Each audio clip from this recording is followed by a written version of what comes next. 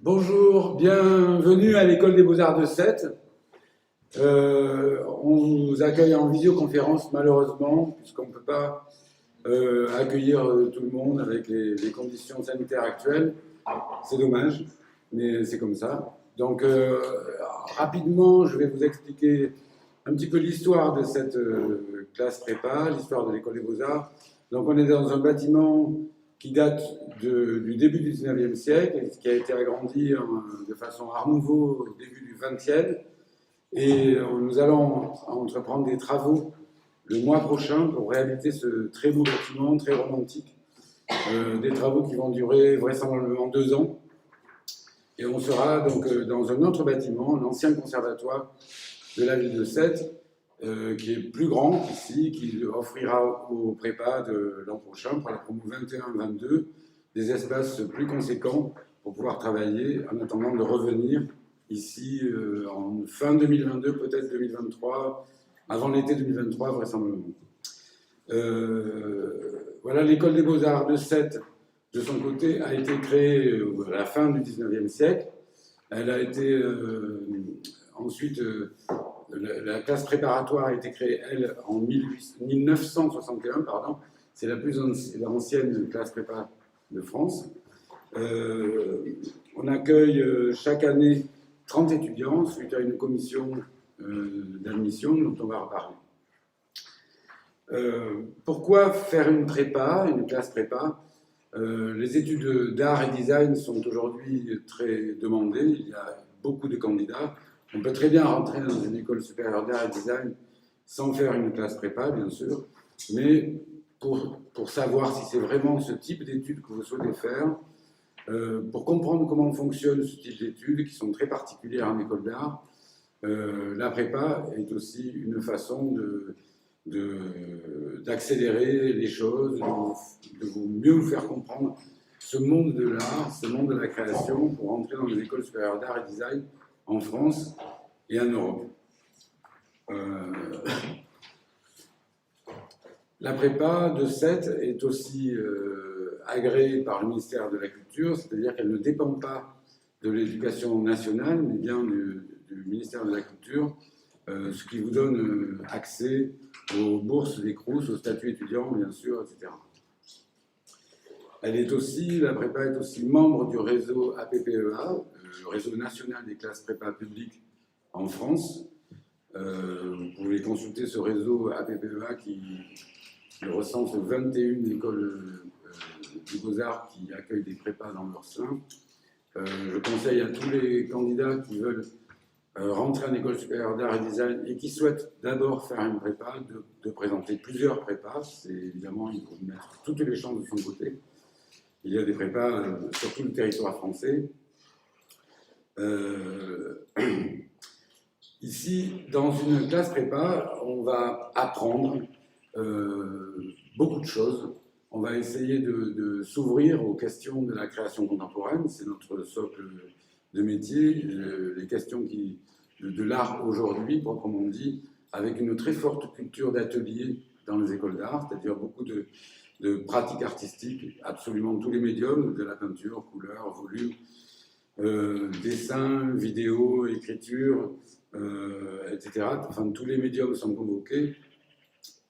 Et parallèlement, des cours théoriques pour asseoir aussi un socle en histoire de l'art, un socle commun, avec des cours d'histoire de l'art hebdomadaires et une bibliothèque très fournie que les étudiants sont invités à fréquenter le plus possible, évidemment. L'année est aussi très chargée, comme toutes les prépas, que ce soit des prépas scientifiques, littéraires ou autres. C'est donc entre 38 et 40 heures de cours par semaine, c'est beaucoup. C'est très intense, parce que l'année est très courte. Le début de l'année se passe en septembre, le 1er septembre. À la fin du premier trimestre, en décembre, on a déjà un premier bilan pour essayer de voir où chacun des étudiants en est de son parcours, sentir ses sensibilités et commencer à les orienter vers des écoles supérieures d'art et design. Et pendant ce premier trimestre, on accueille aussi des artistes invités pour des workshops spécifiques. On va voir des expositions, on fait des voyages culturels, on rencontre aussi des artistes qui viennent ici à la prépa pour des interventions d'une journée, d'une demi-journée, les workshops étant plutôt étalés sur 5 jours. Et avant les bilans de fin d'année, on fait aussi un workshop avec les enseignants de l'école en délocalisant l'école dans d'autres endroits pour faire 5 jours intensifs de création, de production, etc. Le deuxième trimestre, donc à partir du mois de janvier, se consacre beaucoup plus sur la préparation des concours en école supérieure d'art et design, le choix des écoles, la connaissance des écoles, s'intéresser aux écoles supérieures d'art. On commence l'année par un workshop de janvier. Quand on dit workshop, c'est un atelier avec des artistes extérieurs à l'école qui sont invités à l'école pour travailler avec les étudiants. C'est un mot anglais, workshop, mais c'est différent du mot atelier qui est la pratique courante et hebdomadaire qui se passe dans l'école. Donc en janvier, on commence par un workshop plutôt sur le corps, la voix, la présence, l'espace. Et ensuite, on attaque proprement dit la préparation des concours jusqu'au mois de mars, avril. Et ensuite, troisième phase de l'année, on se consacre plutôt sur la finalisation des productions, la préparation de la fête de fin d'année, la fin de la promo, et les fameux prix Horizon, puisque la banque du Puy de Parseval offre chaque année 3 prix de 2500 € à 3 étudiants. Voilà. Dans l'année, on a aussi des rencontres importantes. On a un réseau d'anciens élèves de la prépa qui est très actif, et les étudiants vont pouvoir rencontrer ces anciens élèves de la prépa qui sont actuellement soit en première année, deuxième année, ou troisième année ou plus, ou même parfois qui ont terminé leurs études, qui sont diplômés d'un DNSEP, Diplôme national supérieur d'expression plastique, donc un bac plus 5, et qui viennent à la rencontre des étudiants de la promo, de chaque promo. Voilà à peu près l'année est donc très très très très intense, c'est toute une histoire de rencontres, de rendez-vous individuels, de rendus toute l'année, etc. avec une équipe d'enseignants. Tous les enseignants sont des artistes actifs sur la scène nationale ou internationale, qui sont donc dévoués à rencontrer chaque étudiant, chaque singularité pour aider les étudiants à produire leur propre travail. Moi, je dis toujours que dans une prépa, il y a 3 éléments moteurs aussi qui scandent cette année, c'est-à-dire, j'ai toujours dit, désir, plaisir, rigueur, le désir de vouloir venir dans une école prépa, le désir de faire ce genre d'études, le plaisir parce que je pense qu'il faut prendre du plaisir pour produire les choses et pas être coincé devant sa feuille blanche, etc., mais être plutôt dans une forme de joie de faire les choses et finir à partir du second trimestre par vraiment un épisode de rigueur, c'est-à-dire savoir choisir, savoir verbaliser son travail, se préparer pour les concours d'entrée des écoles supérieures d'art. Bien sûr, il y a aussi toute la fabrication des dossiers qui est importante, puisque les écoles d'art réclament ces dossiers, qu'on essaie d'individualiser au maximum, de différencier chaque étudiant avec son propre travail et son propre dossier pour pouvoir se préparer au concours d'entrée. Voilà, pour l'école des beaux-arts de Sète, il y aura une session fin mai, le 31 mai et le 1er juin, puis le 3 et 4 juin. Donc à partir d'aujourd'hui, vous pourrez télécharger la fiche d'inscription pour la commission d'admission de fin mai début juin, nous la renvoyer impérativement avant le 7 mai, dûment rempli, avec une lettre accompagnée d'une lettre de motivation, bien sûr. Ensuite, si nous ne pouvons pas recevoir les candidats à cette commission en présentiel, il faudra nous faire parvenir aussi un succinct dossier de travaux personnels, maximum 10 mégas si c'est par numérique, si c'est numérique ou par Internet, ou par envoi papier, donc dans un un envoi postal avant le 6 mai.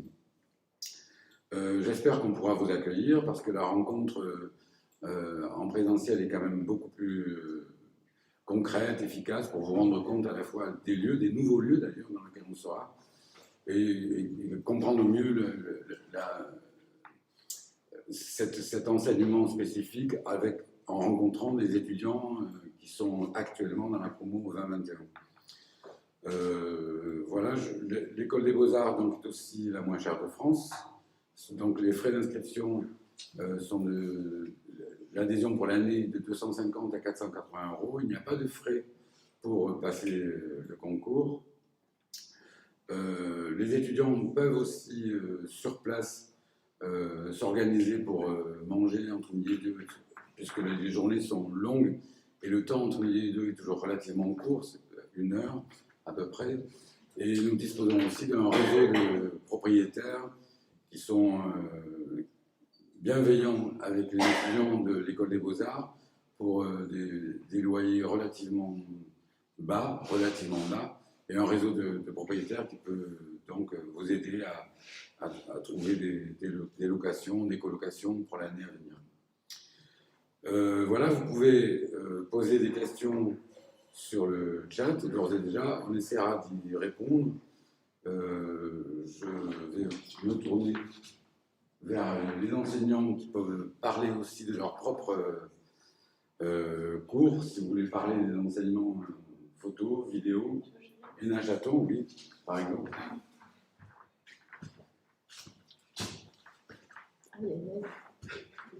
Donc, Hénin Chaton, qui est professeur de photographie, vidéo à l'école des Beaux-Arts. Allez, tu ne laisses pas toute seule. Bonjour. Et Armel Caron, qui est professeur de dessin avec le. Alors, c'est notre première JPO en visio. Oui. Oui, alors moi j'enseigne, donc, comme le disait Philippe, l'image photo, vidéo. On a donc, alors ce que j'essaye de faire, c'est de lier l'aspect pratique, technique de ces outils numériques, les appareils photo, les ordinateurs, et aussi l'aspect théorique alors on va dire que c'est comment regarder l'image, qu'est-ce qu'un cadrage, qu'est-ce que prendre une photo, comment après retraiter ces images pour qu'elles rentrent aussi dans le champ de l'art contemporain, etc. Donc l'aspect technique, il n'est pas prioritaire, il vient au fur et à mesure du travail et des projets de chaque élève. Donc il y a de la photographie qui est prise avec des appareils Nikon, qui sont des appareils débrayables en termes de... alors là je vais parler un peu technique, mais bon, ça fait partie du travail. Donc ils sont débrayables en termes de ISO, des balances des blancs, des diaphragmes, des vitesses de prise de vue. Donc tout ça on va le voir avec les élèves au fur et à mesure de l'année. Après on travaille sur des ordinateurs Macintosh, avec des logiciels de traitement d'images qui sont Photoshop, InDesign, Adobe Premiere, voilà. Vaguement Illustrator. Vaguement Illustrator. Donc on a un pôle image qui fait combien d'ordinateurs ? 15. Une 15 ordinateurs. Donc comme moi je travaille souvent en demi-groupe, chacun a son ordinateur pour travailler. Voilà, après, je pense que ouais, voilà. Je prends la balle au bon. Donc moi je vais enseigner plutôt le dessin et on aborde légèrement la micro-édition. Cette année c'était un peu plus compliqué que les autres années vu le contexte. Mais on essaye de faire un peu de gravure, un peu de gaufrage, un peu de reliure, enfin voilà. Et on essaye aussi de travailler ensemble. Donc ça c'est peut-être spécifique ou pas, je ne sais pas à la prépa. Mais les enseignants travaillent parfois en binôme, donc sur une session de 2 ou 3 semaines. On va décider d'un sujet, ou moi je travaille parfois avec Ena, vous ne voyez pas derrière, qui va peut-être arriver dans le champ. Il y a Suzy Le Lire qui fait de la... Bonjour. Professeur de volume et il y a aussi de la peinture, il y a aussi de l'histoire de l'art, il y a aussi de l'anglais, etc. Et ça nous arrive de faire des groupes pour travailler ensemble sur certains sujets. Donc de temps en temps, on lâche la technique pour n'être que dans que dans le fond du travail de ce que c'est qu'une œuvre et comment on s'engage dans ce travail. Non? Oui. Parce qu'il Je vais faut envoyer juste, enlever un petit truc qui est sur l'écran qui nous gêne. ce qu'il faut dire quand même pour répondre à des futures questions possibles, c'est que nous, notre mission donc en classe prépa, c'est d'amener les élèves à passer les concours d'entrée pour les écoles supérieures d'art. Et ce qu'on fait, c'est qu'on propose des sujets de travail, des sujets de réflexion, des sujets qui sont valables pour toute la classe, mais après, chaque élève va dire tire la ficelle de la bobine à soi pour que ce travail soit personnel, qu'on ne soit pas tous avec les mêmes projets en fin d'année, qu'ils n'aient pas tous le même dossier à montrer pour les concours. Et Ouais, ça c'est très visible si vous allez sur le site. Karine, qui s'occupe du site, a mis les portfolios des années précédentes. Donc elle a sélectionné sur une année, donc 2019, 2020, 2019, etc., une trentaine de travaux, ou parfois un peu plus. Et là, vous pouvez vraiment voir que chaque personnalité est respectée dans ce qu'elle est, et que, par contre, chacun fait de tous les médiums, mais qu'on essaye de tirer de chacun ce qui lui est propre. Ça se voit dans les portfolios que vous pouvez voir sur le site. Et je pense qu'après, ils vont passer en diaporama, Karine ? Oui. Ouais, ils vont passer en diaporama, donc vous pouvez simplement rester où vous êtes, attendre que ça arrive, ça va venir. Oui, c'est vrai que moi, je vais me présenter d'abord peut-être. Donc, je suis Suzy Béliève, j'enseigne le volume, le design, donc volume, entendons par volume, installation et sculpture. Et c'est vrai qu'on n'arrête pas de faire des rebonds entre un travail photo qui va devenir un principe de construction créative pour un autre travail qui va rebondir en dessin et passer en peinture ou en volume. Et c'est vraiment ces allers-retours qui sont intéressants et qui permettent aux élèves de construire petit à petit un travail qui leur est propre et qui est singulier. Il y a d'ailleurs, je pense que c'est très spécifique, un cours qui est conçu entre notre professeur d'histoire de l'art Sylvie Lamy et la professeure d'anglais Vanessa Notley, qui est aussi artiste, un cours qui est sans médium. Donc c'est pour vous dire à quel point on n'est pas bloqué sur l'idée du médium.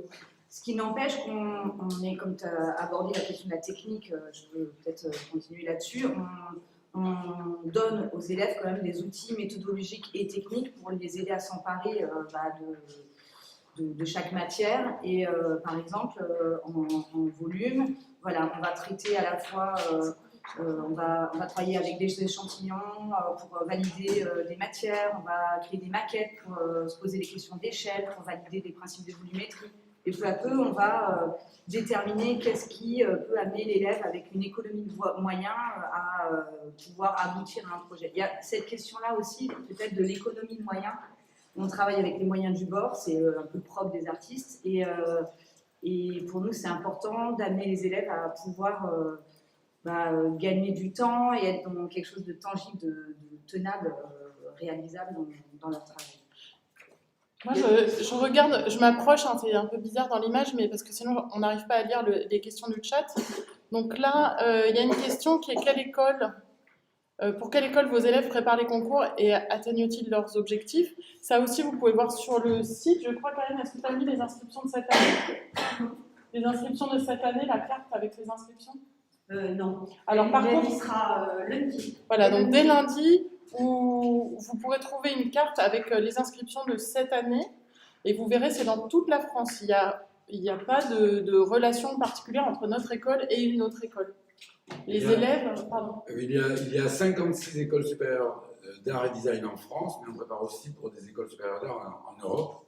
Donc il y en a en Belgique, en Suisse, pour ceux qui parlent allemand en Allemagne ou en Angleterre. Voilà. 100% de nos étudiants qui tentent les concours entrent en école supérieure d'art. Il y avait une autre question. Ah oui, sur le numérique. Alors attends, je ne sais plus où elle est, mais elle est apparue. Une question sur l'enseignement. On peut dire aussi que le détail des enseignements sont sur le site. Oui, Mozart.7.fr, ça on peut le dire, vraiment ils peuvent y aller. Même si le site est en construction, il y a quand même beaucoup d'éléments.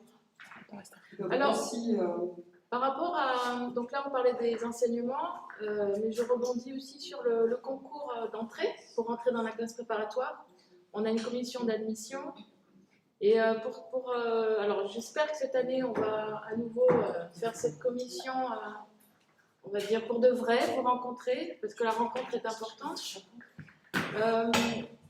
Je vous conseille vivement, si vous avez envie de rentrer dans notre école, afin de préparer ce concours, c'est d'aller regarder des œuvres d'art contemporaines. Alors, actuellement, il est difficile d'aller dans les musées ou les centres d'art ou dans les galeries qui sont pour la plupart fermés. En revanche, vous pouvez trouver sur Internet des sites des lieux d'art, par exemple le Centre d'art contemporain de Sète, le site du Palais de Tokyo à Paris, le Pompidou, le MoCo ou la Panacée à Montpellier. Et donc, c'est très important pour nous d'avoir, on va dire, ce regard que vous portez sur l'art. Qu'est-ce qui vous intéresse? Pourquoi vous êtes là? Pourquoi vous faites le choix de faire une école artistique? Quel travail, quel artiste vous avez rencontré dans son œuvre? Parce qu'on est vraiment, je le répète encore une fois, des artistes dans l'art d'aujourd'hui, l'art contemporain, et voilà, c'est important pour nous que vous ayez regardé et un petit peu connaissance de ça. Et peut-être que pour le concours aussi, ce qui est important pour nous, c'est vraiment de vous rencontrer. C'est donc de savoir qui vous êtes, qu'est-ce qui vous anime, qu'est-ce qui vous... Enfin voilà, vraiment vos envies de manière assez simple en fait. Ouais. Bah, d'ailleurs, ça peut répondre peut-être à Angèle, qui demande si toute l'année est généraliste ou est-ce qu'il y a une orientation en fonction des préférences. Et en fait, oui, c'est généraliste. C'est généraliste dans le sens où on va tout aborder pour justement savoir où on se situe. Il faut un peu tout tenter. Et après, dans les écoles d'art sont elles-mêmes généralistes. Il y a ensuite des options qui sont en design graphique, design d'espace, etc. Mais elles se passent en école d'art. Donc il faut avoir un dossier pour y rentrer qui soit un dossier très ouvert. Donc il faut goûter à tout. Et ensuite, de toute façon, la spécificité de chacun, elle ressort, peu importe la pratique. Il est important de dire que pour une année prépa, mais même en année 1, en école supérieure d'art, c'est des années tronc commun, c'est-à-dire on explore absolument tous les médiums. Il est important pour nos étudiants, quand ils se présentent au concours d'école supérieure d'art et design, de montrer qu'ils sont capables de s'exprimer dans tous les médiums possibles. Que ce soit numérique, que ce soit peinture, couleur ou autre. Voilà, il y avait une autre question sur est-ce qu'on peut faire un DN-mail après une prépa. Les DN-mail sont vraiment spécialisés BTS, Bac+3, Éducation nationale sur le design. Donc c'est une autre filière qui est compatible, mais c'est une autre filière. Donc les prépas art vous préparent plutôt à rentrer dans les écoles supérieures d'art et design. Dans toutes les écoles supérieures d'art, il y a des options. L'option art, bien sûr, mais il peut y avoir l'option design d'espace, comme l'a dit Armelle, architecture d'intérieur, design graphique, il y a le design numérique, il y a du design culinaire, enfin, il y a toutes les sortes d'options possibles en école supérieure d'art et design, mais ce n'est pas en prépa qu'on va se spécialiser. Bien sûr, vous aurez votre propre spécificité, votre propre sensibilité, qui commencera à s'exprimer, mais c'est très embryonnaire. La prépa, c'est vraiment explorer l'ensemble des médiums disponibles aujourd'hui. Et vous pouvez avoir les infos sur les écoles d'art, sur leur spécificité, sur le site de l'ANDEA, A-N-D-E-A. Voilà, où là, vous pouvez choisir les écoles qui ont une option, vous verrez, il y a un petit machin avec des petites flèches, les options design d'espace, les options design graphique, et ça vous montre les écoles, et ensuite vous allez sur le site des écoles, et vous regardez ce qui s'y passe. Mais ça paraît une évidence que nous, on prépare aux écoles d'art, donc peut-être il faut vous intéresser à ce qu'on fait à la prépa, mais il faut aussi vous intéresser à ce qui se passe en école d'art, parce que le but, c'est d'aller là-bas, dans l'école d'art. Donc voilà, il faut peut-être s'intéresser à l'objectif. On nous pose une question aussi sur le taux d'admission. Alors je pense que c'est le taux d'admission à la commission, la commission de l'école des Beaux-Arts de Sète. On a à peu près 200 dossiers, donc il y a à peu près 160 candidats, 140 candidats qui se déplacent quand on est en présentiel, et on prend 30 étudiants chaque année, et on élabore aussi une liste d'attente d'environ 30 candidats. Donc on prend chaque année 30 étudiants. Tous les ans, il y a des réponses, il y a des questions qui reviennent souvent. C'est votre inquiétude, en fait. Vous êtes inquiet parce que vous vous demandez pourquoi, comment on va faire pour trouver l'école de son choix, comment ça se passe, etc. Alors, pour répondre à ça, je dirais qu'il faut... Ah, il y a un téléphone qui sonne. Je dirais qu'il faut, il faut aussi nous faire confiance dans l'enseignement qu'on va donner pendant l'année ici et qui est lié aussi à notre expérience de ça. C'est-à-dire qu'à partir du moment où un élève est ici et qu'il travaille dans toutes les matières avec tous les enseignants, en général, il n'y a aucun souci en fait. Si la personne veut et souhaite se diriger vers un enseignement artistique, nous on l'aide à choisir ses écoles et de lui-même après arrive à discerner ce qui l'intéresse et à trouver la bonne école. Non ? Peut-être aussi pour les concours, pensez à apprendre tout ce que vous avez, c'est-à-dire que ne faites pas une présélection en pensant que vous allez nous montrer pour votre dossier, enfin pour le concours, c'est pas un concours, c'est vraiment une session d'admission, c'est comme ça qu'on dit, je crois. Mais pensez à ramener tout ce que vous avez, c'est-à-dire pas vous dire tiens je vais prendre tel dessin parce que c'est bien. Nous on veut voir vraiment votre personnalité, des carnets de copies, Du son, si vous faites du son, ça peut être je sais pas, du volume. Et puis d'ici là, il faut vraiment aller sur les sites des musées pour nous parler de ce que vous aimez. Ça vous éclaire autant que ce que vous nous montrez. Donc il faut, ce sera l'occasion de nous parler de cinéma, de littérature, de design, de tout. On peut laisser un peu la parole Léna Oui, moi je réponds juste pendant qu'ils arrivent. Sur le numérique et l'animation, etc., nous, on n'est pas très spécialisés là-dedans. Mais dans les écoles où ils font ces options, ils aiment les dossiers qui sont ouverts. Donc, des fois, c'est bien quand même de passer par la prépa. Donc Léna, qui est une étudiante de cette année. Excusez-moi, j'ai encore une chose à dire. À partir de lundi, si vous téléphonez à l'école, on répondra à vos questions. Voilà, parce qu'effectivement, là, on n'a peut-être pas toutes les questions, on n'aura pas toutes les réponses. Mais à partir de lundi, vous pouvez nous appeler. Voilà, pour qu'on puisse répondre à toutes vos questions. Qui va lire les questions? Moi, je veux juste dire un truc, mais je ne sais pas si c'est lié aux questions. Un truc qui m'avait fait un peu peur par rapport à la prépa, c'est que j'avais assez peur de certaines pratiques, c'est-à-dire qu'avant, je ne faisais pas forcément de peinture ou je dessinais pas forcément beaucoup, du coup, je me sentais un peu... Enfin, je veux dire, je ne sais pas vraiment forcément dessiner, mais il faut vraiment que vous ayez conscience que ce n'est pas un problème et qu'ici, on va vous apprendre à vous exprimer de toute façon. Il ne faut pas avoir peur de ne pas savoir faire de la peinture, de ne pas savoir ce que c'est le design, parce que vous allez l'apprendre. Et c'est pas une gêne en fait de pas avoir la technique, c'est plutôt la façon dont comment vous allez réussir à vous exprimer, même si vous n'avez pas forcément les bases en dessin ou quoi. Du coup, ça je trouve ça important parce que ça me stressait un peu quand j'étais intéressée par la prépa de voir qu'il y avait beaucoup de médiums avec lesquels j'étais pas à l'aise. Et finalement, il n'y a aucun problème. Ça va. On parlait fort. Il y a des questions qui sont posées ou pas? Non, non. D'accord, merci. Bon, de rien, pas de souci. Attends, je remonte un peu dans les questions. Est-il plus simple d'être admis avec un bac général ou technologique?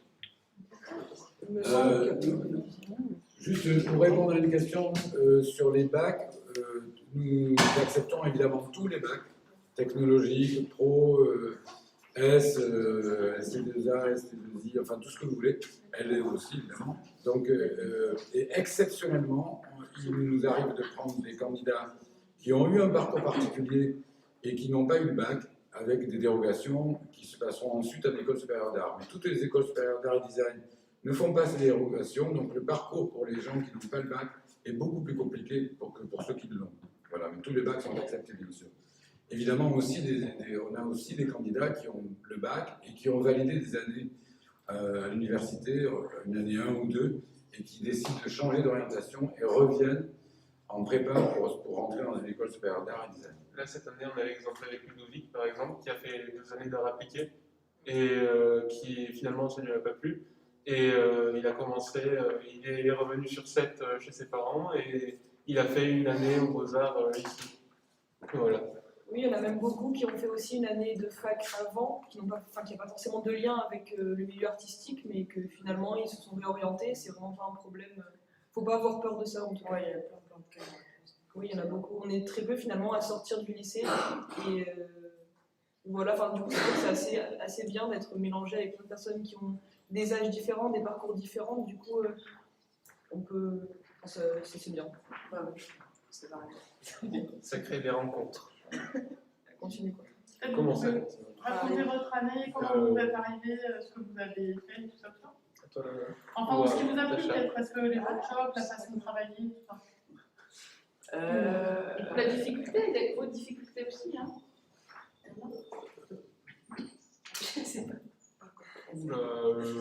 Ben déjà, je pense qu'on était tous très guidés par certaines choses. Moi, c'était la photo, par exemple. D'autres, comme Léna, ce qu'elle avait expliqué, c'était le dessin, parce qu'on a peur de faire, parce qu'on est bloqué dans des idées, des idées préconçues, des problèmes techniques. On se donne une idée et ensuite on va essayer de faire, alors on va être déçu et on va arrêter. Mais ici, on va apprendre que c'est pas le cas en fait. On va apprendre à faire avant de réfléchir, avant d'avoir des idées. On va découvrir notre pensée en faisant en fait, c'est ça. C'est-à-dire que je peux donner mon cas par exemple en peinture puisque c'est là où je travaille beaucoup. J'ai vraiment beaucoup peint, on m'a beaucoup incité à peindre, à travailler tout le temps, vraiment avant de réfléchir parce que je réfléchissais beaucoup et ça me bloquait.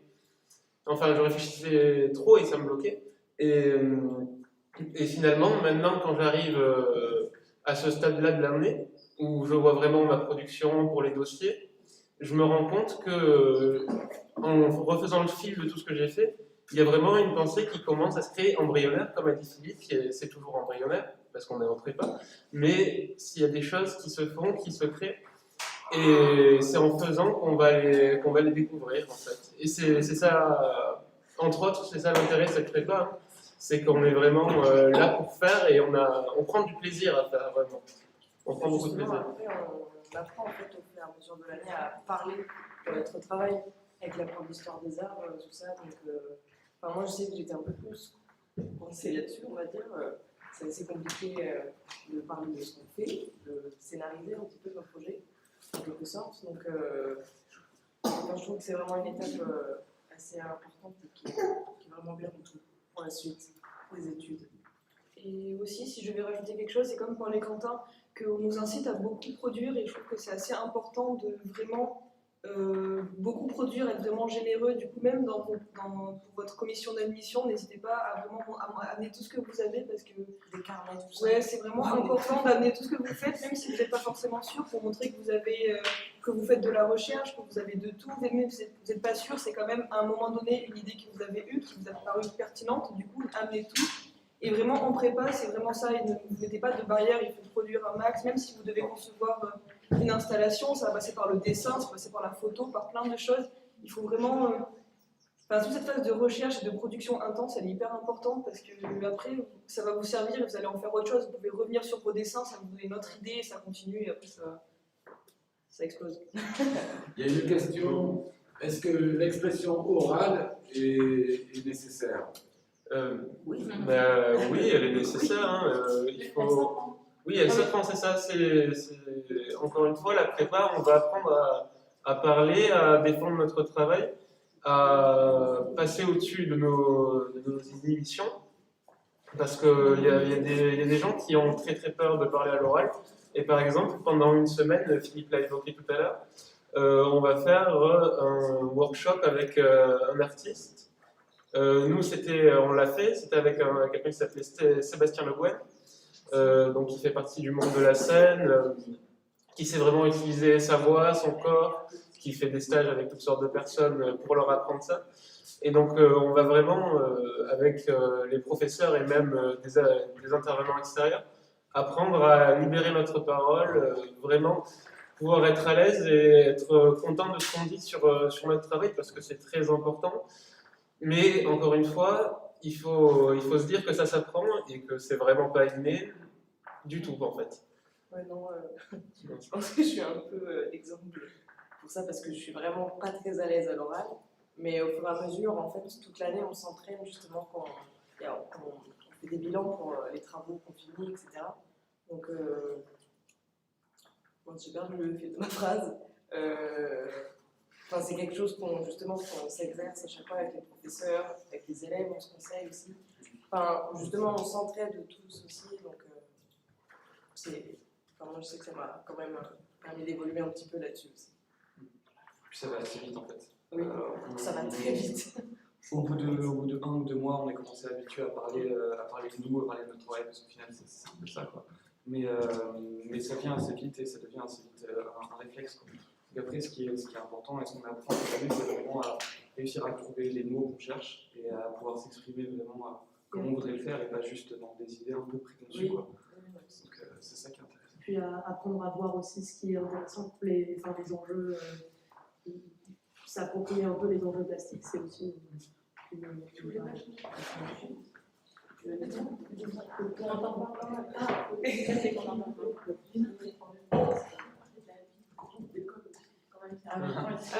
Alors après, oui, donc il y a quelque chose d'assez important et qui nous a beaucoup marqué, qui nous apprend à vivre, enfin, à concevoir les études un peu autrement, c'est qu'ici, donc dans la prépa, on n'est pas beaucoup, donc on est une trentaine, dans une école qui est assez peut-être petite, enfin agréable à vivre, on va dire. Donc il a fallu vraiment qu'on s'habitue à être toute la journée, parce que nos journées sont assez longues, toute la semaine avec très peu de pauses, enfin une pause à midi, on va dire. Donc il a vraiment fallu qu'on apprenne à vivre tous ensemble et à gérer cet esprit-là, donc c'est-à-dire que on doit tous nettoyer la cuisine chacun notre tour. Quand on fait à manger, on range les affaires. Quand on sort nos affaires pour travailler, donc du coup, il faut qu'on range après, comment dire, qu'on essaie à être très autonome. À vivre en communauté. Voilà, vivre en communauté, c'est vraiment ça. Et il faut accepter ça parce que ça apporte beaucoup de temps positif de travailler en groupe, de voir comment chacun on aborde aussi nos pratiques artistiques, comment chacun vit avec les autres. Enfin, c'est vraiment très enrichissant et on en apprend beaucoup. Du coup, ça c'est important, je pense, de se donner aussi par rapport aux autres, de donner de nous pour que ça marche bien, parce que ça marche bien. Oui. Oui. Le fait d'être 30, ça fait aussi que très vite, en fait, on est obligé. On est les uns aux autres, les uns et les autres, mais ensemble. Le fait qu'on soit 30, en fait, ça fait que comme on n'est pas beaucoup, on se côtoie très vite beaucoup et en fait, on apprend à se connaître assez vite. Et du coup, il y a une énergie dans cette classe qui est assez spéciale, quoi. Dû au fait qu'on ne soit pas beaucoup, dû au fait qu'on fasse une pratique qui fait qu'on est censé parler avec les autres de ce qu'on fait. Et ben, au final, on se retrouve vraiment à tisser des liens assez différents de ceux qu'on pouvait tisser au lycée. Dû au fait aussi qu'on est là pendant 1 an, quoi. Mais c'est vachement intéressant. Et je pense qu'on va retenir des choses assez intéressantes aussi. Et aussi, non, j'allais dire que pour moi, je trouve que c'est un peu la première fois où justement j'arrive dans une classe et il y a un peu tout le monde qui a les mêmes centres d'intérêt que moi par rapport au lycée. Et ça fait grandement plaisir.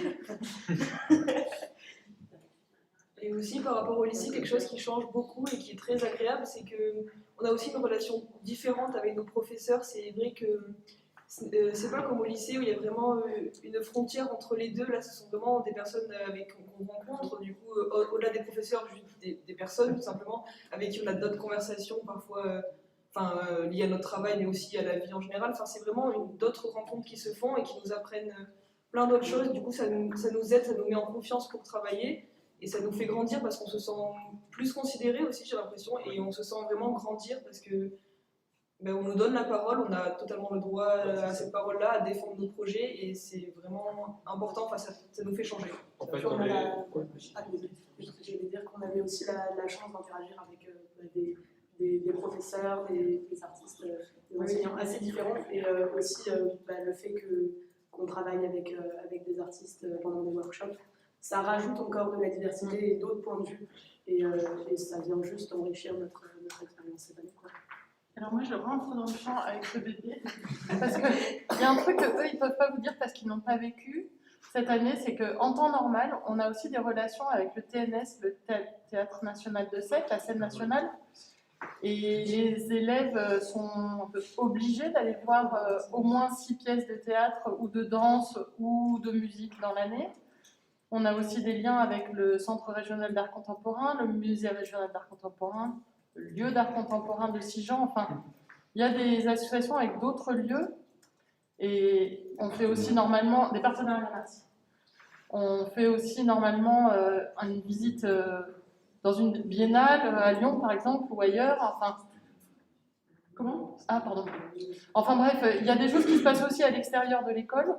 L'école, elle est très sollicitante pour les élèves. Ils font 9h, 18h minimum. Des fois, il y a des stages le week-end, pas beaucoup de vacances. Non, toi. Voilà. Ça, c'est vrai. Donc, et en plus, le soir, il faut aller au théâtre. Et en plus, le soir, il faut aller au vernissage. Et en plus, le week-end, il faut aller voir les expos. Bref, c'est intense. Mais ça fait des gens comme ça, bien dans leur pompe. Oui, Voilà. on a un peu fatigué. Peut-être qu'il y a aussi le lien avec les autres prépas des autres années. Vous pouvez parler. Ouais, aussi, du coup, il y a eu, là, on l'a vécu en visioconférence, mais un peu pour anticiper la période de préparation au concours, on a eu le brunch des anciens, où du coup, il y a d'anciens élèves de la prépa qui, du coup, sont maintenant dans des écoles un peu partout en France, qui, du coup, sont venus nous parler de leurs écoles, de ce qu'ils vivaient, et, pour nous aider aussi, nous, à nous orienter et à savoir ce qui pourrait nous intéresser. Et c'est super. Et il y a aussi des anciens élèves qui Donc vous pouvez peut-être dire où vous vous inscrivez pour donner des idées. Moi, je vais tenter du coup les Beaux-Arts de Paris, donc pas Art Déco, vraiment les Beaux-Arts de Paris avec les ateliers. Je vais aussi tenter les Beaux-Arts de Lyon, ceux de Clermont-Ferrand et puis de Nîmes. Bon, les Beaux-Arts de Paris, ça serait bien sûr mon premier choix, puisqu'il y a quand même une pédagogie assez particulière qui me plaît bien, mais il faut voir de toute façon, dans tous les cas, je sais que ça sera de très bonnes opportunités, donc je ne me fais pas de soucis. Moi, je pense que je vais essayer de rentrer à l'école des Beaux-Arts de Saint-Étienne, et puis celle de Bourges. Et après, je vais essayer aussi de passer les écoles de Toulon et de Bretagne. Mais du coup, on verra bien comment ça va se passer. Oui. Mais moi, je demande les arts déco de Paris, les beaux-arts de Lyon, les écoles de Bretagne, Montpellier et Clermont-Ferrand. Donc voilà, c'est vrai qu'on a tous parfois une école qui nous plairait, mais il ne faut pas avoir peur en fait de quelle que soit l'école que vous aurez à la fin, ce sera forcément une bonne école et vous ferez ce qui vous plaît. Et ça, il ne faut pas avoir peur de ça. C'est pour ça qu'il faut mettre des choix d'école variés pour s'assurer de quelque chose. Mais ça, il n'y a aucun problème dans tous les cas. Mais juste, il ne faut pas avoir peur. Faut pas avoir peur des petites écoles ou des écoles en Bretagne, dans le Nord, je ne sais pas. Ce sont des fausses idées. Attendez, je vous montre la petite carte. Je sais pas si on voit bien. Non, attends. Je peux rapprocher encore. Elle est sur le site. Ah, mais elle est sur le site. Elle est bon. Bah, je laisse regarder vite fait. Regardez, il y en a plein qui sont dans le Nord. Oui, donc on est beaucoup à demander la Bretagne, effectivement. Ouais, c'est une carte. Clermont-Ferrand aussi. Ah ouais, j'avoue. À Rennes, putain. Rapproche-toi un peu plus, mets-toi un peu plus. Je refais. Ouais, refais. Il y a d'autres questions. Moi, juste Quentin. Du coup, ouais, il y a vraiment beaucoup de personnes. Faites des captures d'écran un maximum. Non, mais je sais pas. Attends. Parce qu'en Bretagne, en fait, le système est un peu particulier des écoles des beaux-arts, c'est-à-dire qu'il y a 4 écoles. C'est un concours pour 4 Voilà, écoles. c'est un concours pour 4 écoles. Et puisque la Bretagne, c'est quand même super dynamique, enfin au niveau étudiant, Oui. il y a beaucoup de personnes qui veulent y aller. Et vos écoles? Moi, du coup, je veux tenter les Arts Déco de Paris, de Strasbourg aussi, et Rennes, Toulon, et peut-être Lacan, enfin c'est à Bruxelles, mais je suis pas sûre. Voilà. Ok. Et moi, je vais essayer de passer les concours de Bourges, de Strasbourg, de Lorient et Lyon aussi, et peut-être Clermont-Ferrand. Je parle pas assez fort. Il y a une question, je Il y a crois. une question. Ouais. J'ai vu un point d'interrogation dans le chat. Si je veux changer de voie, pensez-vous que la réorientation après la prépa est difficile? Pas du tout. Avant, c'est rien Je ne pense pas. C'est rien Plus de perdu. Oui, bah, c'est bon. Ça dépend de l'âge. Non. Oui, Mais puis- même aussi en mathématiques et commissions d'équivalence, je sais pas Oui. si. Oui. Oui, on avait Alors, parlé de ça. C'est regardez, il y a une question, est-ce qu'il y a d'autres formes d'art, comme la sculpture ou la couture? Donc, Bien sûr. c'est quand même un grand tout. C'est-à-dire que oui, la sculpture, par exemple, Suzy, elle enseigne la sculpture, l'installation, le volume. C'est très varié. Hein. Donc, en fait, quand on parle de peinture, il peut y avoir des peintures avec de la couture dedans. En fait, en prépa, on va vraiment apprendre que il n'y a pas de cases en fait, dans lesquelles on peut ranger les choses. Donc, voilà. En plus, globalement, même si nos professeurs ont des enseignements enfin, de spécialité, on est quand même toujours poussé à expérimenter plus et à expérimenter dans d'autres médiums. Et si évidemment on veut tenter des choses qui de base ne nous sont pas forcément proposées, on est toujours libre aussi. Oui, on n'est pas bridé sur ce qu'on pratique et la manière dont on le fait. Je voudrais juste répondre à une question qui est en fait en souterrain de ça. C'est-à-dire qu'ici, on fait vraiment beaucoup de choses. Donc, on travaille de la photographie, de la vidéo, de la performance, du dessin, du volume, on fait de l'anglais, on fait de la poésie sonore, on fait, qu'est-ce que j'ai fait oui, du design, de la gravure, du plâtre, de la terre, enfin plein de choses différentes. On n'est pas du tout fermé dans une pratique déterminée. Et c'est ça qui est important. Mais si vous allez voir, je répète encore une fois, le travail d'artistes, des plasticiens contemporains, vous verrez qu'il y a une ouverture des champs et des médiums.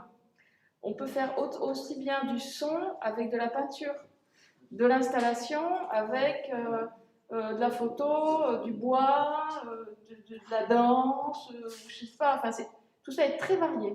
Ça, c'est très très important. On n'est pas une école où on va apprendre que de la peinture. Ça, c'est sûr que non. Est-ce que vous pouvez témoigner, il y a une question qui est importante, à quel moment vous avez eu envie ou rencontré ce désir de faire une école d'art? Comment ça a venu? Quel a été le signe? Vous avez Vas-y, comment? En fait, moi j'ai longtemps voulu faire de l'architecture et au final, en fin de terminale, j'ai aussi mis la prépa dans mes vœux de post-bac. Et donc, en fait, je pensais pas, je voulais faire de l'architecture parce que j'avais envie d'être dans une pratique créative, mais je pensais pas forcément avoir la légitimité d'avoir une pratique comme on a ici à la prépa.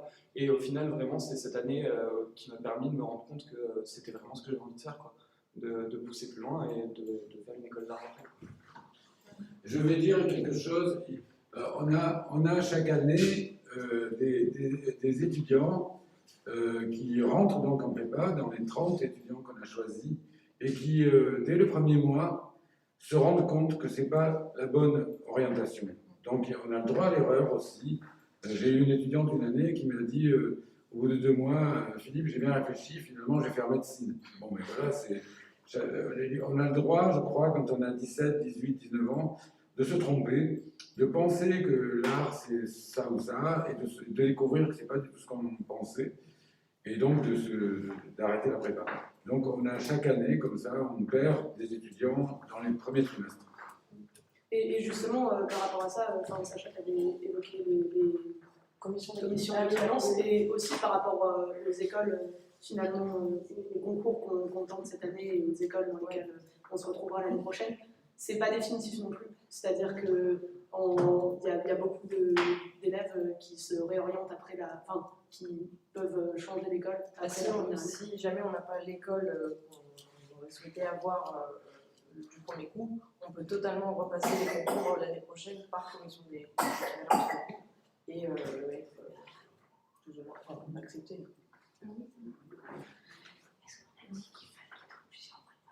Oui, on a Ah oui, tenter plusieurs préparatoires. Oui, Préparatoires. parce qu'il existe du coup, je crois, 19 prépas en France, donc c'est quand même pas mal. Aussi en public. Il faut aller dans les prépas publiques, Voilà. c'est important. Du coup, 19, donc vous avez quand même le choix. Ah, 21, mais donc encore plus. Ça fait plus de choix. Et même ça vous entraîne à parler, je sais que j'en ai passé du coup 3, et vraiment le fait de passer devant différents jurys, de dire à peu près souvent les mêmes choses, qui au final ne sont pas les mêmes choses, mais juste de présenter ses projets à 3 personnes, enfin à 3 jurys différents, on commence déjà à s'entraîner, à parler de nos projets, et c'est là aussi qu'on peut sentir ou pas quelque chose qui se passe avec les enseignants, avec une école. Bon là c'est un peu compliqué parce que c'est pas forcément vrai, mais c'est bien d'en passer plusieurs aussi. Ouais, puis c'est des expériences de toute façon enrichissantes et formatrices. Genre les oraux, c'est important. Mais c'est très bien. Combien vous en avez présenté, vous, chacun de vous 2. 3. Voilà. 3, je crois aussi. Ouais, en fait, voilà, on en a tous fait. Je crois que pour la plupart, on a beaucoup fait une par sécurité qui était proche de chez nous, Oui. et une à 7 en fait. C'est vraiment ce qui s'est passé. J'ai combiné du coup. Voilà.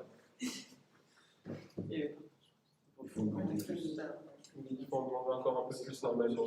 Et après aussi, si je peux leur dire quelque chose, c'est qu'il ne faut pas avoir peur aussi de partir de chez soi parce que ça fait vraiment très peur. Mais en fait, Sète, c'est vraiment une ville c'est une ville moyenne, assez petite, assez agréable. Donc je trouve que pour une transition aussi, quand on est jeune, je veux dire, moi je suis sortie du lycée, de partir de chez moi, de commencer par une ville comme Sète avant peut-être d'être dans une grande ville l'an prochain, c'était vraiment une transition qui est tout à fait agréable parce que c'est quand même compliqué de partir de chez soi, mais quand on se retrouve dans un milieu pareil, c'est totalement possible et agréable. Du coup, il ne faut pas avoir trop peur de ça. Même en période de Covid, là. Oui, mais même avec le Covid. C'est un peu un petit cocon, c'est ça que j'ai vachement bien avec cette année, c'est qu'on est vraiment, dans une ville moyenne, etc. On peut bouger, on peut voir des choses. Et franchement, pour une première année, c'est très très bien. Je sais pas s'il y a des Sétois dans le chat, mais moi, du coup, en fait, je suis née ici. Du coup, ça m'a pas vraiment changé les habitudes, mais c'est tout aussi bien finalement. Donc, écoutez, pardon. Après, il y en a qui viennent de très loin quand même. Oui, vous venez d'où, par exemple? Carcasse, c'est à côté. C'est 1 heure. C'est à 1 heure, mais en fait, il y a Léon, par exemple. On a des collègues, Léon, par exemple, il est chilien. Et il est venu en fait vraiment en France. Natacha, qui est colombienne, voilà, pareil, venue. On avait Sam aussi qui est Sam. Oui, même il y a de la Lorraine aussi qui viennent de loin. C'est pas un problème. Il y en a ici. Je pense que vous avez vous n'avez pas le Graal à 7. Ah. Quoi? Ça veut dire, je sais pas. Je ne sais pas. C'est pas, par exemple, On n'a pas la. On a beaucoup de choses ici. On n'a pas le grade. Non, le grade, on le cherche toujours. Non, Hein. non, on l'a pas. Non. On a la Alors, on a la tienne.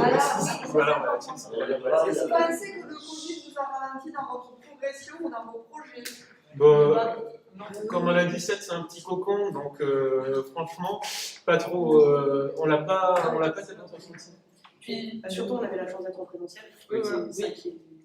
Ça, c'est vraiment quelque chose, peut-être à prendre aussi en compte que c'est une petite école, il n'y a que nous, il n'y a pas d'autres étudiants, donc c'est vrai qu'on a pu être ouvert toute l'année en fait.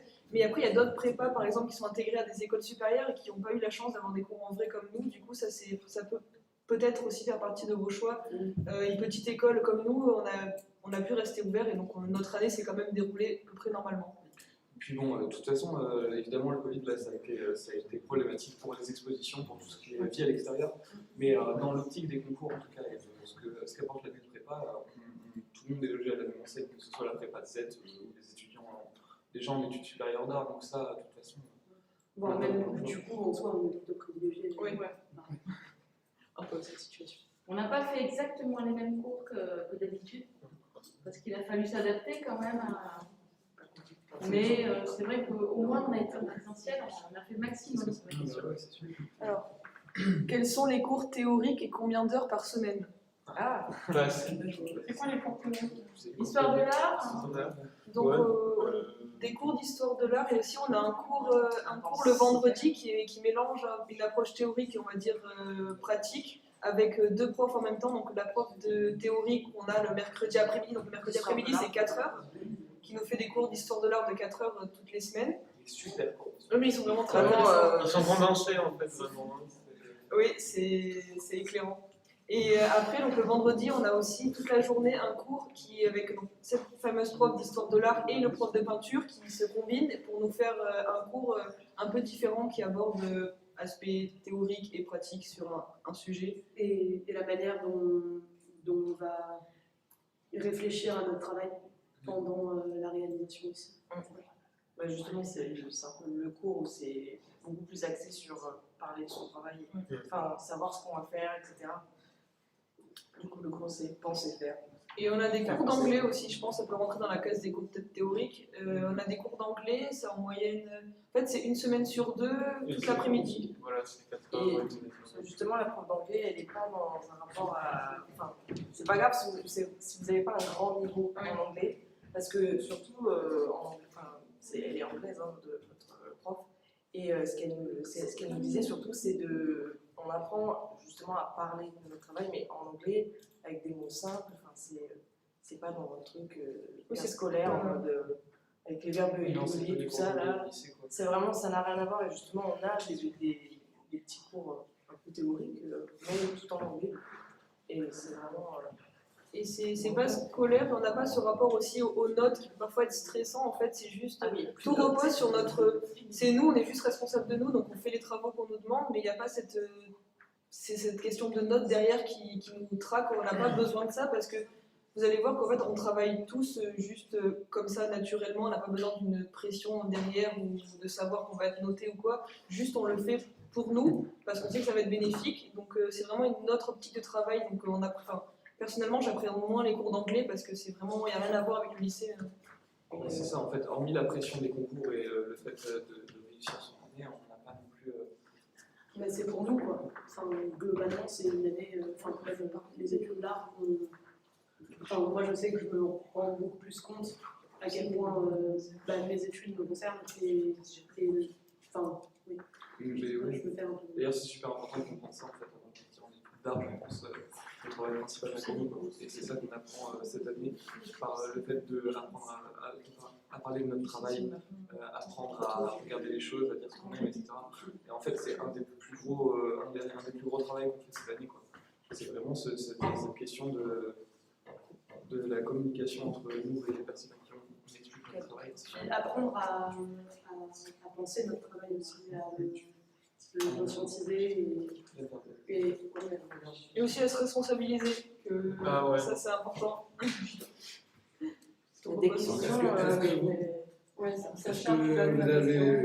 Est-ce que vous avez confiance en votre portfolio déjà ou pas encore?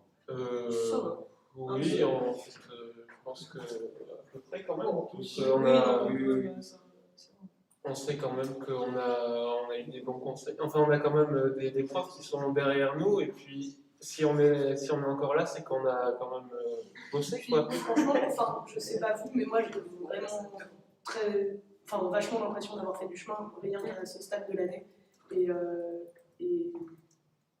Et ça a juste rien à voir avec ce que je produisais l'année précédente ou la manière dont je voyais les arts plastiques. Si vous vous engagez dans cette... excusez-moi, je prends la parole pour essayer de répondre à des questions Firenze. Si vous vous engagez dans cette pratique, et c'est intéressant ce que disent les élèves, c'est qu'il faut quand même faut accepter de lâcher des choses pour en recevoir d'autres. Et ça, c'est le chemin que vous avez fait.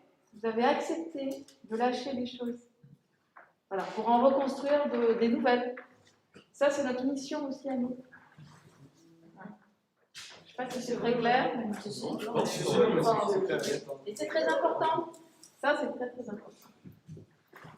C'est pas forcément C'est pas facile. Juste le QCM pour la culture générale, ne vous inquiétez pas. Ah bah oui, Ah oui. effectivement, ne vous inquiétez pas. Enfin, un peu, mais non. Ah, mais ça va. Faut pas C'est un laisser- média possible. faut pas laisser- Oui, non, vous inquiétez pas, c'est aussi pour vous apprendre à vous connaître, ce QCM, du coup, il est bien fait. Hein. Parce qu'il y a quand même, il y a des réponses. Je crois qu'il y avait une autre question aussi par rapport à J'arrive pas à lire. Salut Apolline.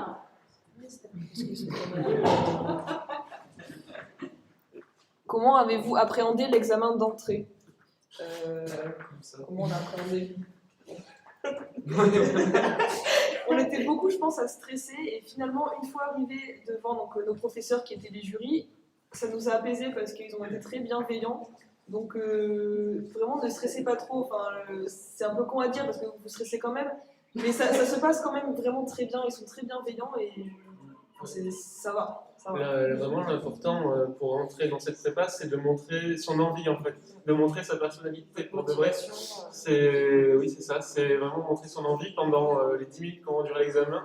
Il faut vraiment que vous montrez à quel point vous aimez l'art en fait, enfin vous aimez ce qui est l'art, ce que vous faites, produire, que vous prenez du plaisir. Comme ça, vraiment, on sent qu'il y a une envie de votre côté et les professeurs sentent qu'ils peuvent travailler avec vous. Puis une question de sentir aussi éventuellement la singularité, enfin ce que son travail a de Particulier. Ouais. Ouais, c'est son travail, il n'y a pas de souci. Non, mais c'est sûr.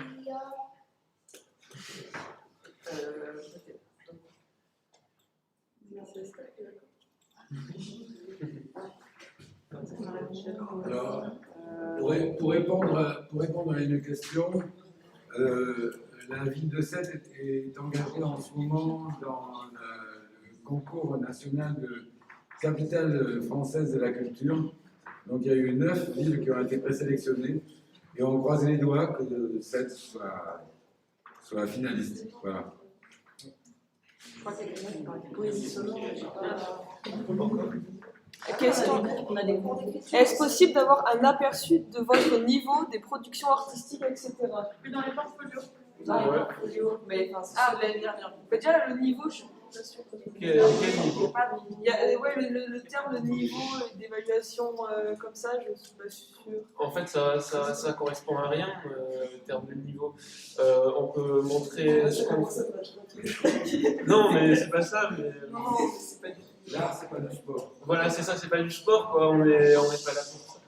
Puis on pratique tellement des choses différentes chacun les uns les autres, et même en fonction d'un travail sur l'autre. C'est-à-dire qu'entre un travail de peinture, un travail de dessin, de sculpture, etc., c'est pas quantifiable, il n'y a pas de. On peut changer, laisser Mathis. Ouais, bien sûr. Ah, bah moi aussi, en fait. Ah oui, d'accord. Non, mais il faut rester Attends, je vais poser la question.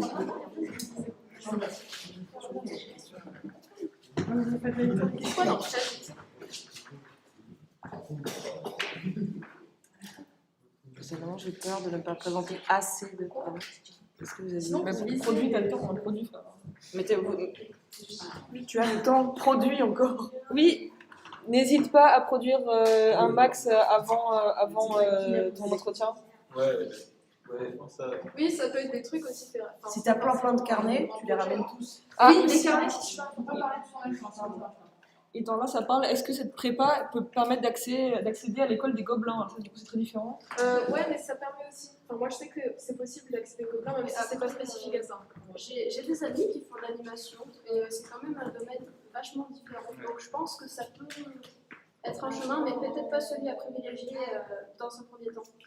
Et puis surtout, si vous rentrez dans la prépa avec l'optique de faire les gobelins, vous ne ressentirez peut-être pas de la prépa avec toujours la même volonté. Ouais, Ah ouais, ça change.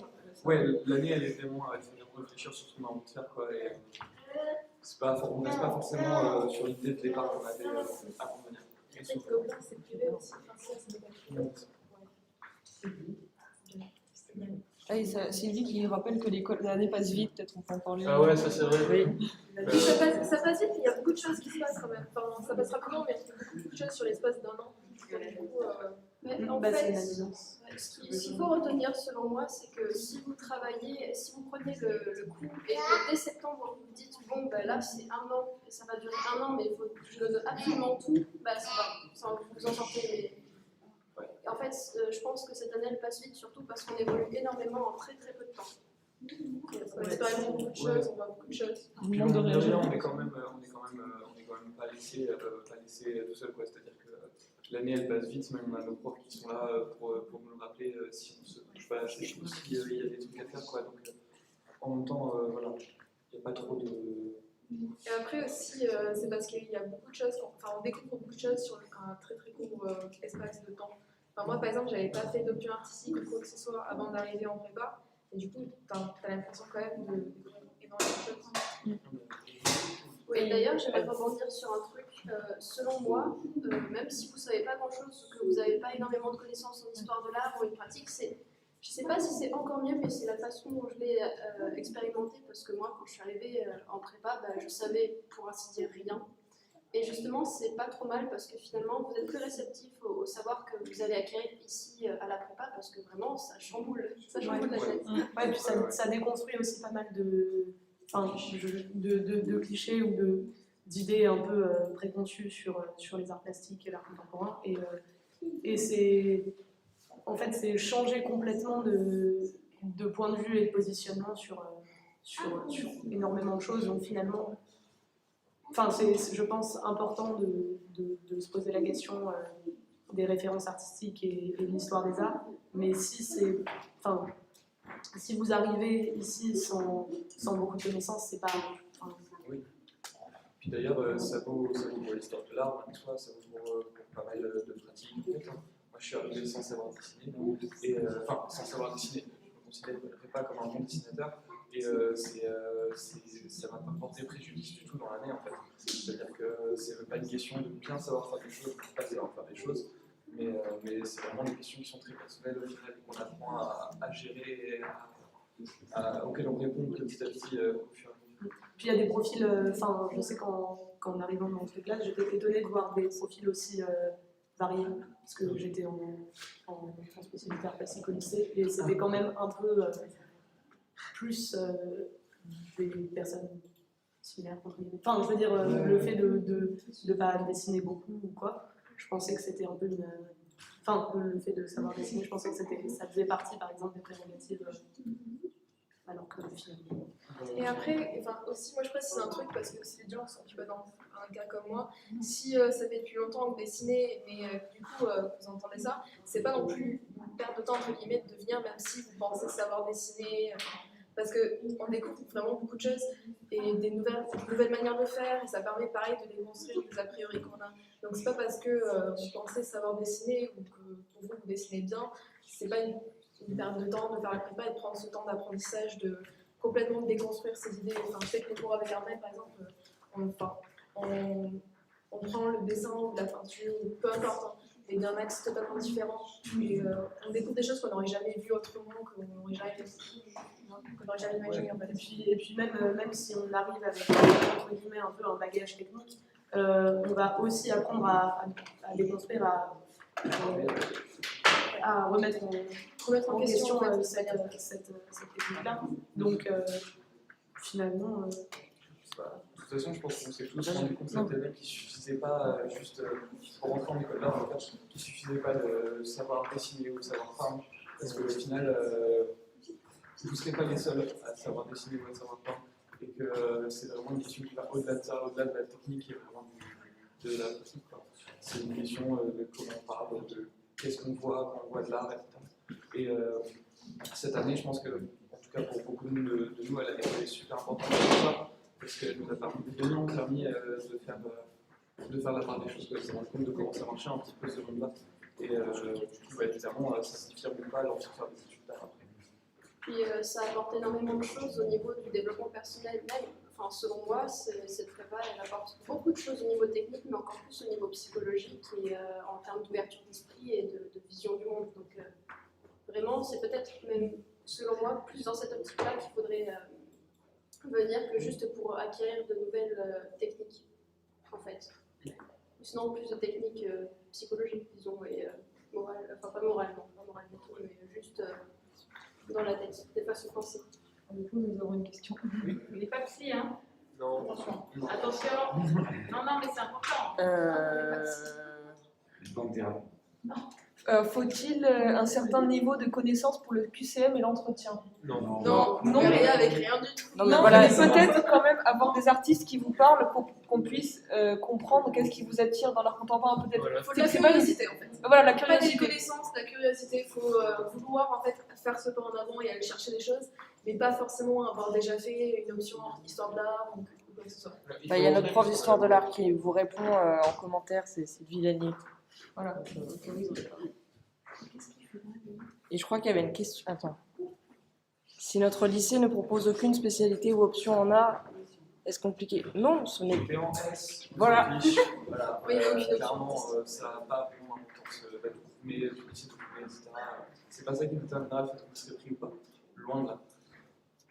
Oui, on a déjà vraiment tout type d'éducation avant. Quel métier visez-vous? Oula. Et après, aussi, il faut pas aussi trop peut-être. Enfin, déjà, faut voir les études parce que je sais pas. Enfin, moi personnellement, le métier, c'est pas un truc pas qui m'attire, mais je veux dire, c'est déjà loin. Là où on va aborder des études qui sont longues. Surtout si vous faites une prépa, vous faites une prépa plus après l'école. Ça fait peut-être bac plus 6 à la fin. Donc le métier, c'est pas la finalité, je pense. C'est plutôt d'abord l'apprentissage que vous allez faire, qu'est-ce que vous allez apprendre, qui va déterminer. Mais il ne faut pas partir avec un métier en tête parce que peut-être vous allez avoir envie de faire autre chose. Du coup, il ne faut pas se bloquer sur l'idée du métier, d'abord les études. Ouais, c'est une année. C'est-à-dire qu'on démarre un parcours en fait. C'est pas vraiment, on ne vise pas un métier, on démarre un parcours. Et même si vous avez une idée de ce que vous voulez comme métier à la fin, enfin, ça va probablement changer. Ouais, ça il se va- passe tellement Je de pense que choses, c'est important de savoir ce qui vous intéresse, mais c'est clair que comme c'est une année qui est assez, qui change beaucoup de choses au niveau de la manière de voir le domaine des arts plastiques de manière très large ou du design ou quoi. Ouais, il va y avoir des remises en question. Oui, surtout qu'en plus, on ne peut pas déjà savoir notre métier quand on ne sait pas tout ce qu'il peut y avoir comme métier dans le milieu de l'art. Oui, et puis les études d'art, c'est des études qui mènent à rencontrer des gens, etc. Et au final, même si on a une idée plus ou moins précise en tête avant, on ne sait pas trop dans quoi on va être embarqué. Je pense que le monde du lycée. Oui, 5 ans d'études, c'est super long. Ça fait vraiment énormément de rencontres. Surtout que le milieu de l'art, c'est quand même beaucoup de rencontres humaines. Donc, c'est très variable. Vraiment. Je voudrais prendre encore juste 2 secondes, dire aux gens qui posent ce genre de questions, la culture est un secteur très dynamique, particulièrement en France. Bon, en ce moment, avec la pandémie, c'est difficile pour ce secteur, puisque c'est paraît-il pas essentiel, alors que pour nous tous, c'est très essentiel, évidemment. Sans culture, pas d'humanité. Mais le secteur culturel est 7 fois plus important que le secteur automobile, par exemple, en France.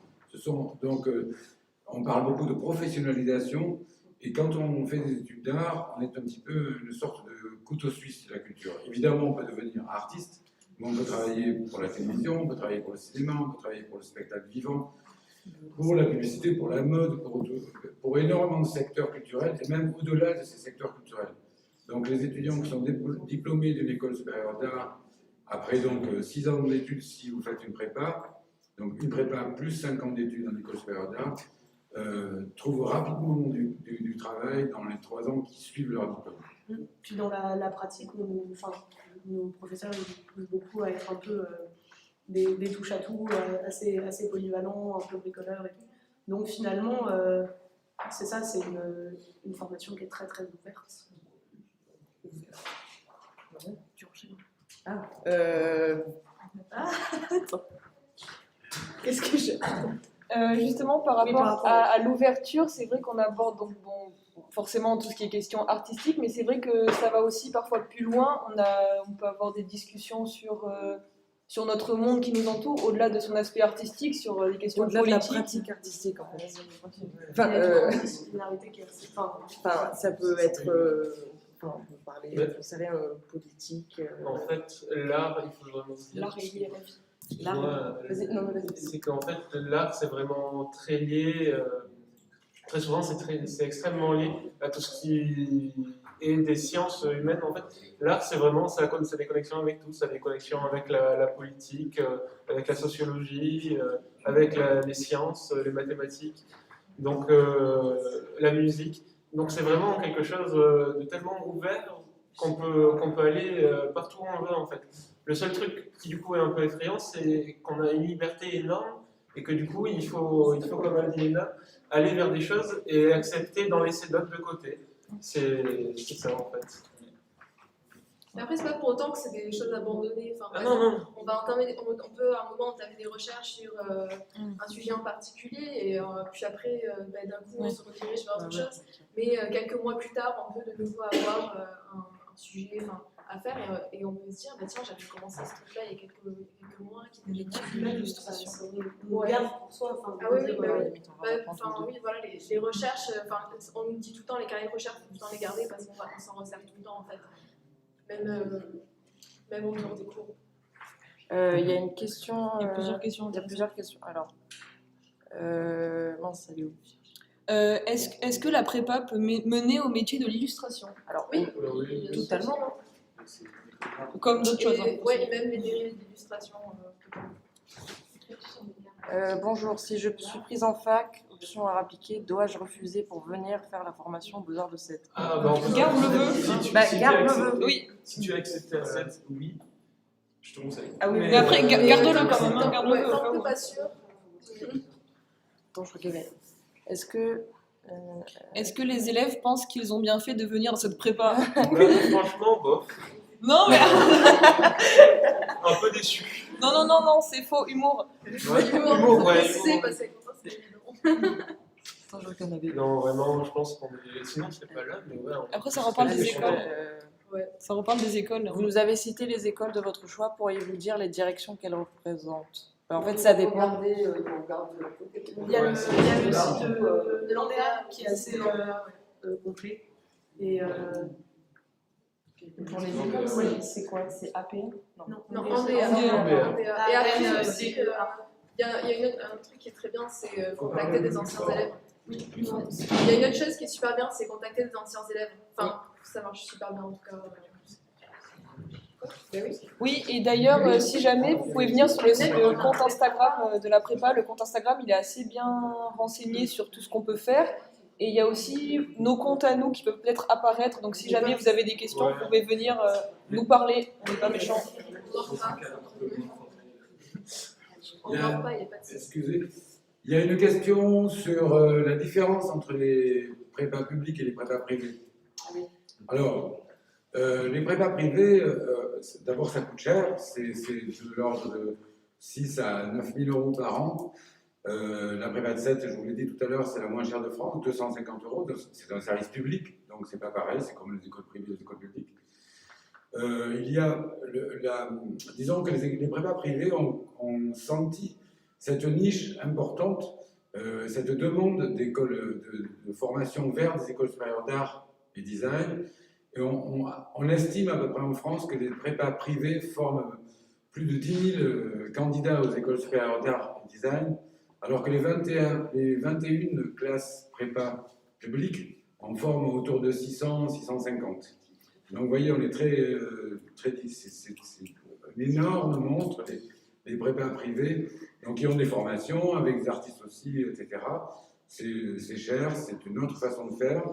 Et les 21 classes prépa publiques ont toutes adhéré à une charte de qualité avec des enseignants en théorie qui sont docteurs à l'histoire de l'art, des artistes qui ont tous une actualité artistique sur la scène nationale ou internationale, et un travail très très très individualisé tout au long de l'année. Donc c'est deux enseignements qui sont parallèles mais différents, surtout en matière de coût, etc. Voilà. Oui, on va peut-être arrêter s'il n'y a plus de questions. On peut remercier toutes les personnes et Bon, les élèves. je pense qu'on va arrêter ce direct, qui est une première expérience pour nous. On n'avait jamais réalisé ça, comme beaucoup d'autres écoles. Vous pourrez trouver toutes les informations utiles sur le site internet de l'École des Beaux-Arts, ou carrément en téléphonant ou en écrivant sur sur le site de l'École des Beaux-Arts pour poser des questions complémentaires si vous en avez besoin. Et à très bientôt. Merci d'avoir été là, à tous les visiteurs virtuels. Merci à tous. Bonne chance. Bonne chance.